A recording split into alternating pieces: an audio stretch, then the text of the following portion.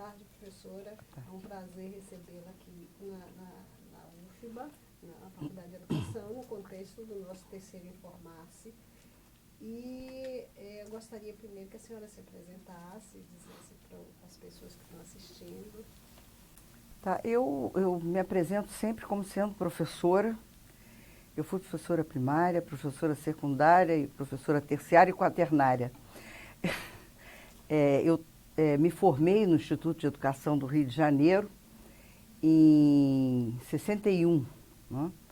Então, a partir daí, eu sou professora. Aliás, antes disso, eu já era, durante 6 meses anteriores, e continuo sendo, apesar de já estar aposentada pela segunda vez da UERJ, uma vez que eu já fiz 70 anos e, nesse momento, você é compulsoriamente aposentada.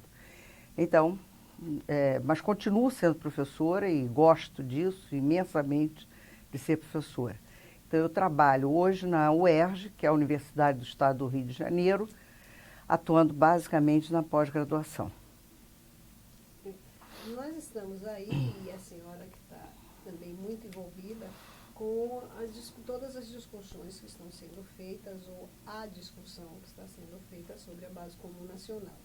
E aí a gente quer saber quais os sentidos que a senhora atribui à criação de uma Base Nacional Comum de Currículo, tendo em vista que nós já temos uma previsão no EDDB, uma regulamentação nas diretrizes, uma sistematização nos parâmetros e que não deu certo, e depois foi parâmetros em ação, e ressonância em um exame nacional, que é o Enem.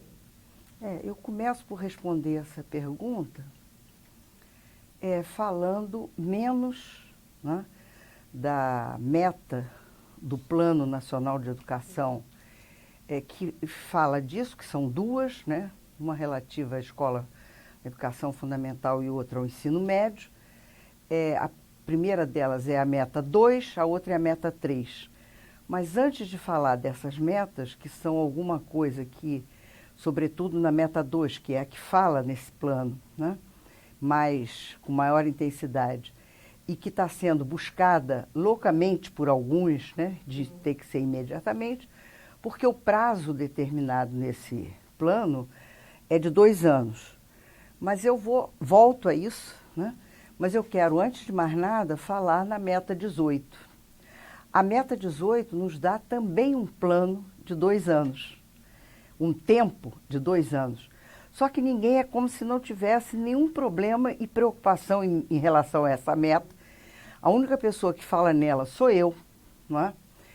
E, no entanto, existe uma necessidade que em 2 anos todos aqueles que eles chamam de entes, né, ou seja, municípios, Estado, né, tratem de fazer um plano salarial para os professores, né, dentro do que é determinado por lei que se faça. Eles já tiveram tempo para cumprir isso, não cumpriram, e agora o Plano Nacional dá mais 2 anos para eles cumprirem. E disto não se fala. Né? Ou seja, por que não cumpriram até agora?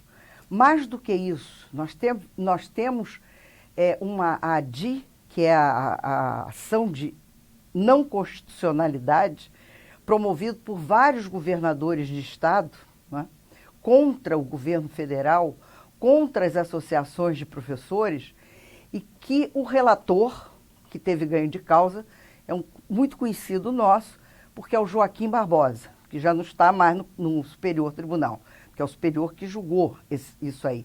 A constitucionalidade é sempre o superior que julga.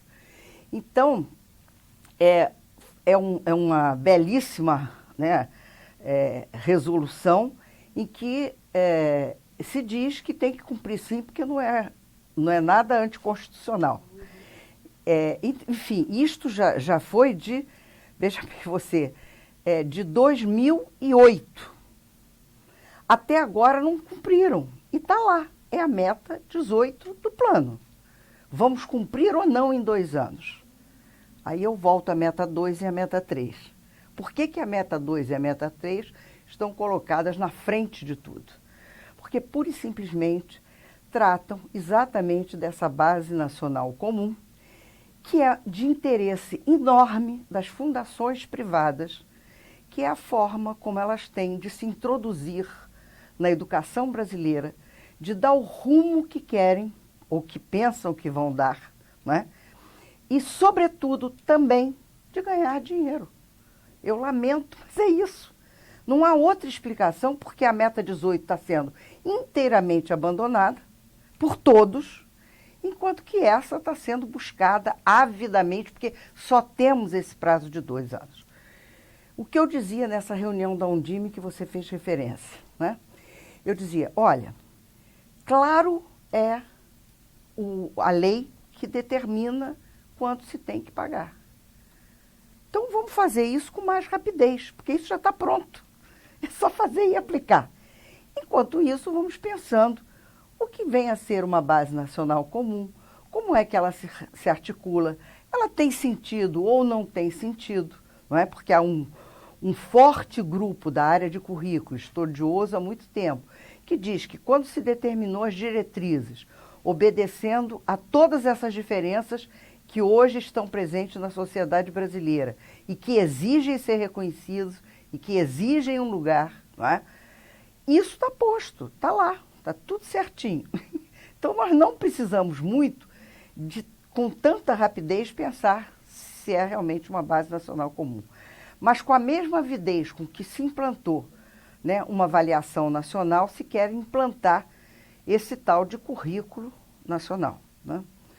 Que ninguém sabe muito bem o que é, porque, de fato, né, hoje há toda uma discussão de se essa herança que nós temos, né, do século XIX, que é esse currículo formado com essas disciplinas, o professor Antônio Flávio até fazia isso como questionamento na fala dele, né? Ou seja, matemática, língua materna, uma língua estrangeira, geografia, história, né? Artes, talvez. É isso mesmo? É isso que forma o ser humano?